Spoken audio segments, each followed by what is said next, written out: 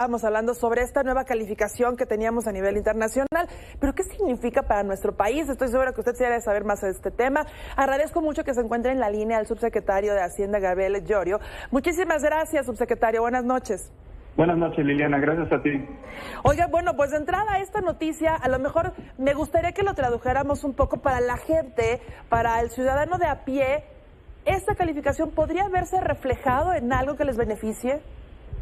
No, por supuesto. De hecho, digamos, no, la pregunta es muy buena y gracias, Liliana, porque, digamos, estas calificadoras tienen sus metodologías, dan una calificación, pero esta calificación la toman en cuenta los inversionistas cuando invierten en un país y también las toman en cuenta los bancos cuando hacen las calibraciones, por ejemplo, para saber a qué tasa de interés le prestan a una persona. El hecho de que nos ratifiquen la calificación, que seamos grado de inversión o que continuemos siendo grado de inversión, es importante porque el gobierno, la economía, las empresas mexicanas pueden acceder al financiamiento y continuar sus planes de inversión, creando trabajos, siendo productivos, etcétera.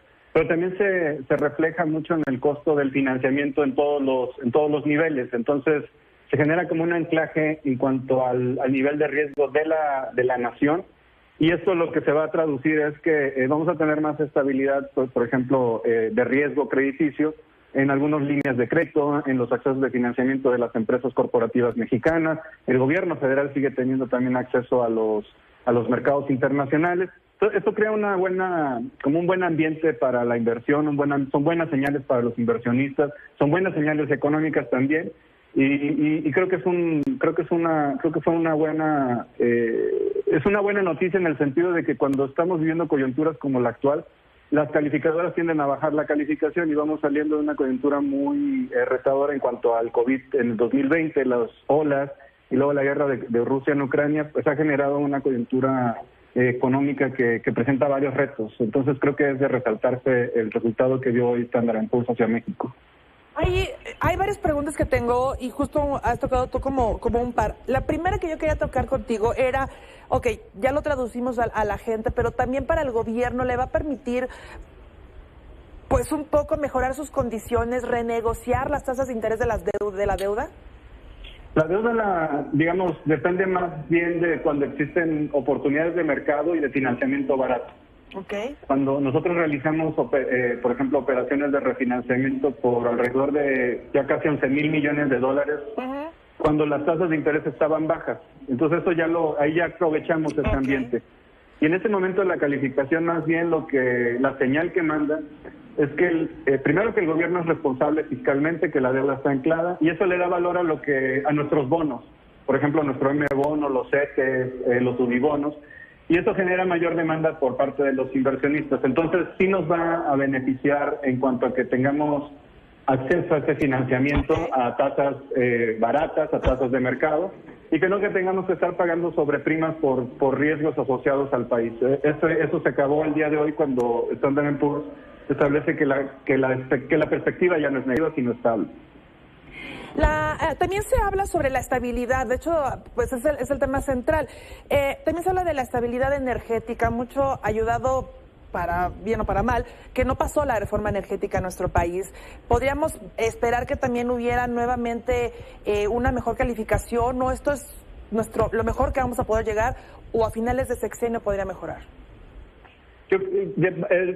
Digamos, la calificación crediticia tiene varios componentes, pero el componente principal, digamos el corazón de la metodología, lo que evalúa es la capacidad de repagar la deuda. México no ha suspendido sus pagos, hace mucho que no pasa eso, y digamos, hemos refinanciado a tasas más baratas y eso ha generado que tengamos un resultado positivo el día de hoy.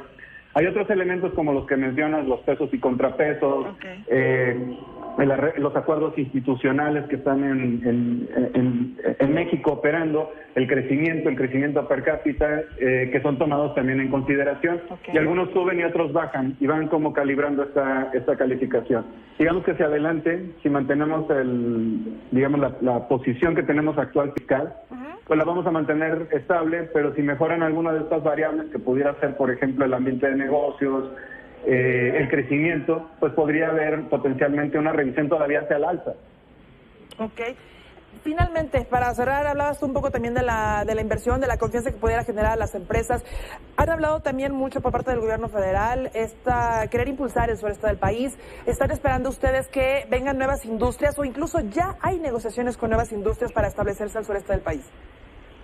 Definitivamente ya hay negociaciones y estas negociaciones el liderazgo lo lleva la Secretaría de Economía, la secretaria Cloutier.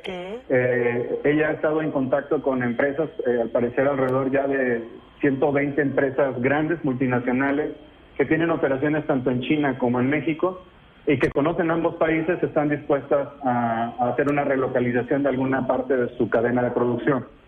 Entonces, digamos, esa es una estrategia que se está abordando desde diferentes perspectivas y tiene varias partes. El día de hoy, de hecho, lo que anunciamos fue un paquete de financiamiento para las empresas que se quieran mudar. Estímulos.